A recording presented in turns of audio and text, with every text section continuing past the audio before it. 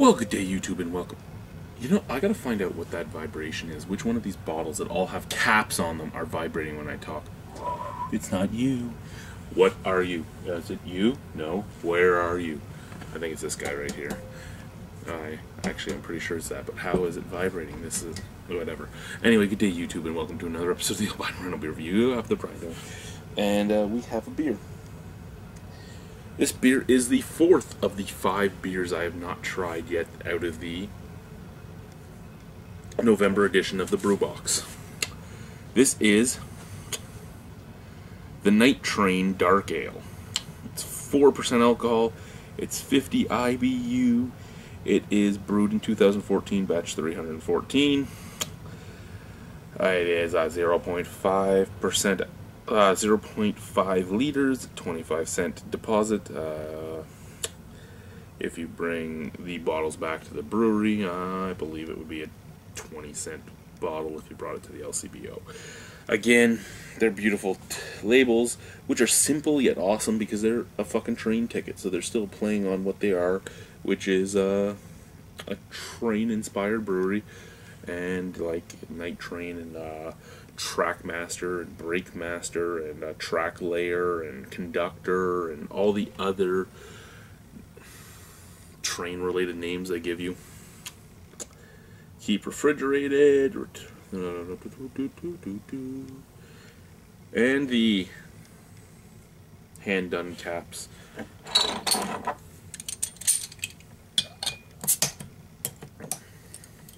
So here's what I'll have to say about it. Other than Conductor's Ale, Conductor's Ale is their beer that's in the LCBO. Their session beer made the LCBO too. I never got a chance to get it, never made it to my area.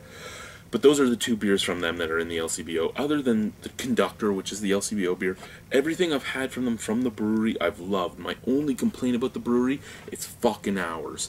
And as they get bigger and better, their hours will get better. But for right now, not even any of my connections can get me Junction beers because their hours suck. So we're going to pour it into our Sam Adams taster glass, which was given to me by the the mighty, the Maxwell Stars Beer Reviews. Well, Nicholas from Maxwell Stars Beer Reviews. So thank you very much for the glass, Nick. I said it once when I first started using glass, and I've never said it since. I've been using the glass for months now, so I thought I'd say it again. Anyway, dark beer. Not as dark as I usually like my darks, but it is dark. Oh, that is a ruby red. I was almost going to say it's an amber, but it's a ruby red. It is.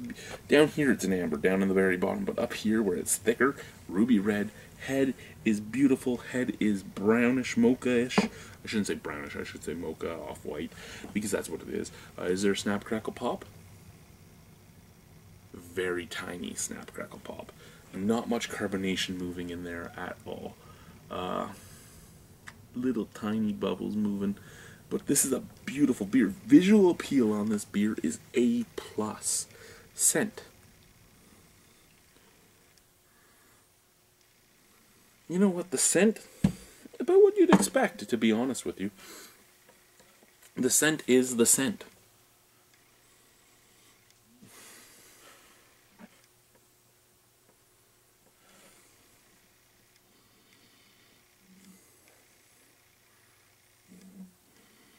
Yeah, the scent is the scent. I mean, that's all I can say about it. The scent is the scent. And it is what it is. I mean, it's malty. It sounds strange to say the scent is the scent. I'm not actually giving you notes. But it's what you'd expect from a dark ale. It's malty. There's a slight roast to the nose. There's a slight sweetness to the nose, a slight molasses scent. And a slight caramel scent, and that's about it. I mean, there's nothing special to it. It's what you'd expect. Cameron's Dark 266 has this kind of nose.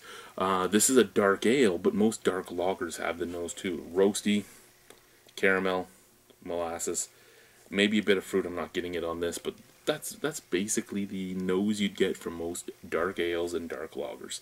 Let's try the beer. Forget the smell. Let's try the beer. Visual appeal is an A fucking plus though. Scent probably a C. Visual appeal an A fucking plus though. Let's try it.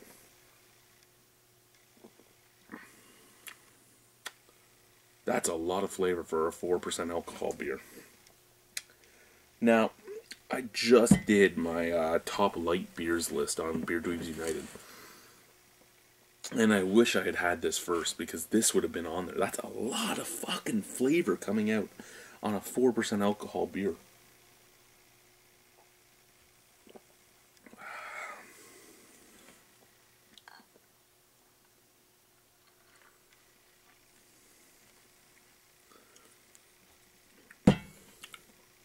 I don't know who's brewing your beers, because you know what, we've actually tried to get together several times when you first were getting. I don't even know if you remember who I am, but we tried to get together several times when you were first opening up, and just things never worked out. I remember one time there was a traffic jam that kept you away the whole time, and you just had to turn around and go home.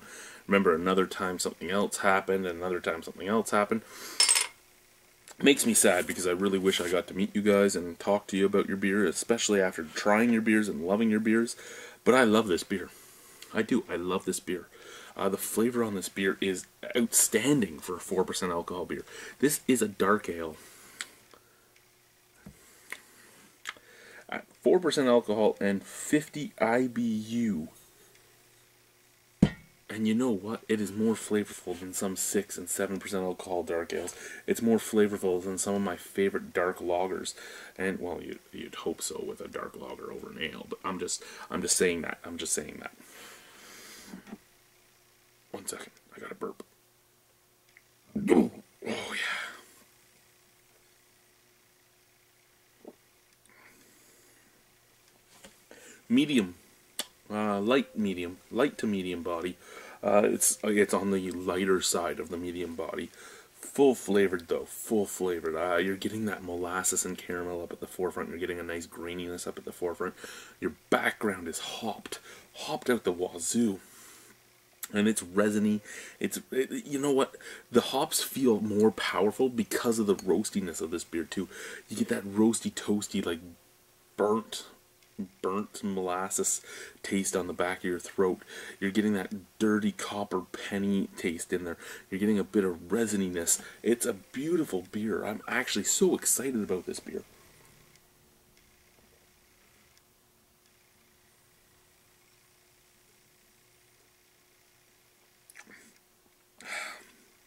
I want more of this beer. I want more of this beer right now. I do, I really do. Out of 10 on this beer?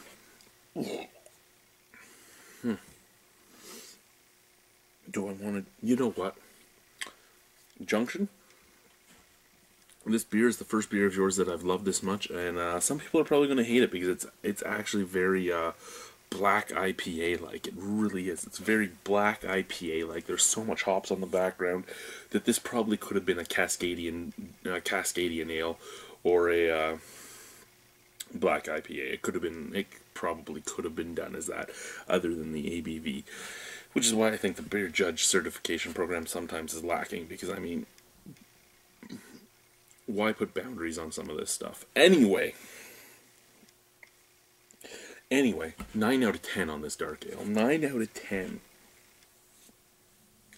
I don't have a dark ale dance. I don't.